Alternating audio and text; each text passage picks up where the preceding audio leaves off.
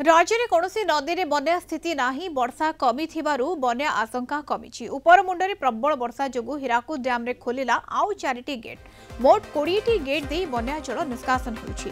तलिया अंचल में विशेष वर्षा नथिबारु स्थिति नियंत्रण में रही। आसंता काली मुंडली रे सकाळ 8टारू 11टा मध्य 6 लाख जल क्यूसेक प्रवाहित हेबो।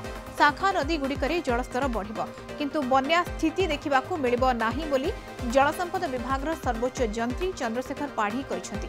आगकू अवपात प्रभाव दक्षिण ओडिशा प्रभावित हेबो तेणु दक्षिण ओडिशा जिला गुड़िकरे थिबा जल भंडार गुड़िकरे जल संरक्षण होई रहिबो बोली से कहछन।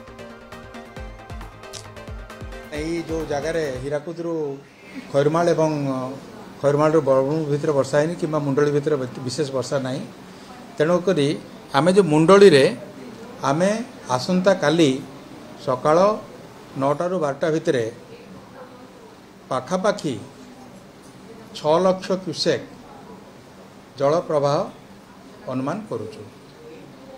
तेणुक एटा जो 6 लाख क्यूसेक जल प्रवाहित हम ता फल शाखा नदी रे जमती आमर महानदी काठजोड़ी कुआखाई कुशभद्रा देवी कंदल जहाँ अच्छी शाखा नदी गुड़ाक से रेस्पेक्टिव लेवल गुड़ाक धीरे धीरे वृद्धि हेब एवं तापर एटा खसिब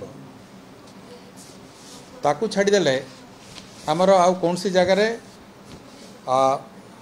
बन्यार कौन सी परिस्थिति नहीं आईटा भी गोटे माने कम धरणर माने बन्या आमर 9 लाख उपरकू हेले आम जो धरुचे तेणुक यहाँ 6 लाख किंतु जल प्रवाह बढ़।